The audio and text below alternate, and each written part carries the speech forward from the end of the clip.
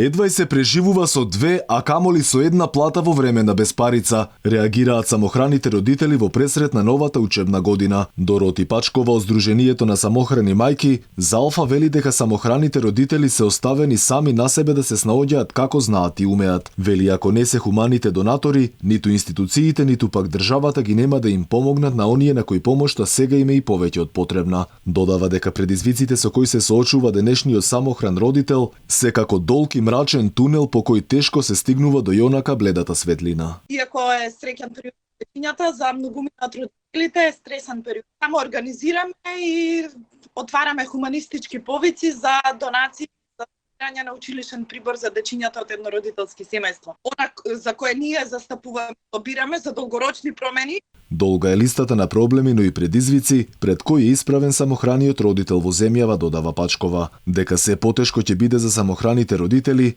вели и Драгана Спасевска од иницијативата Учебници и настава мора да има. Капак на се е недостигот на учебници кој е основен прибор за децата, додава Спасевска, која смета дека со ваквиот однос од Министерството се намалува квалитетот на воспитно-образовниот процес. Јас сум мајка на 3 училишни деца, 2 основски и средношколка. Навистина се запрашувам како ќе го поднесат овој товар самохраните родители. Посебно оние со повеќе детни семејства. Кога самото министерство не ги почитува законите, лани се одадоа родителите пари кои што беа приморани да печатат сами учебници, бидејќи децата беа мали за да се снајдат со тие, не беа дигитални учебници, тоа беа учебници во PDF формат. Значи беше тешко и наставниците да се справат со таа програма. После тоа, значи од сиот тој товар што го сносеа родителите, жално е што повторно се репризира. Многу е жално. Во 21 век ние родителите сме тотално исклучени од воспитно-образовниот систем.